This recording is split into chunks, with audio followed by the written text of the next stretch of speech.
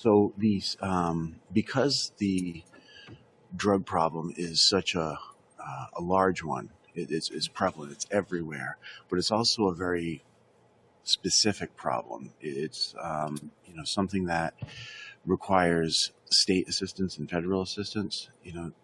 What we need to do is make sure we're tapping into the best we can with state and federal grants, because we had in the legislature just this year, maybe it was last year, it was very recently, we authorized an extra $80 million in spending on opioid and drug related treatment programs.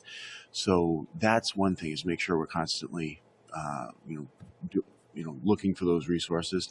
At the state level, we also need to make sure our drug treatment programs in prison work.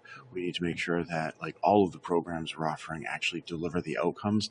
This is something that almost everybody overlooks. They like to just say, okay, well, we're going to fund the programs, fund it, but do the programs actually work? We don't really know, because we don't measure anything in like a really scientific way. But when I say scientific, I mean like having a treatment group, the people who are getting the services, and a control group, people who did not get the services. So they're, that's a real problem too. We have to make sure that we're doing that.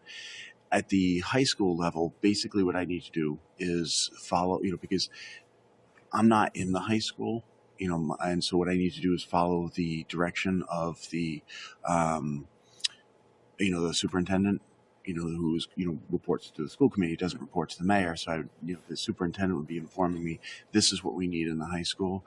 There are, different awareness programs, that could be implemented, could be tried.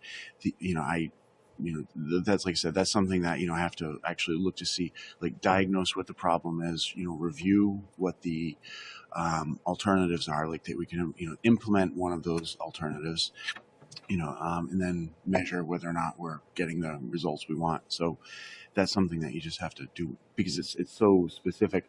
It would almost be arrogant for me to come in and say, this is exactly what we need to do, before I've spoken with the superintendent about it or the schools. So.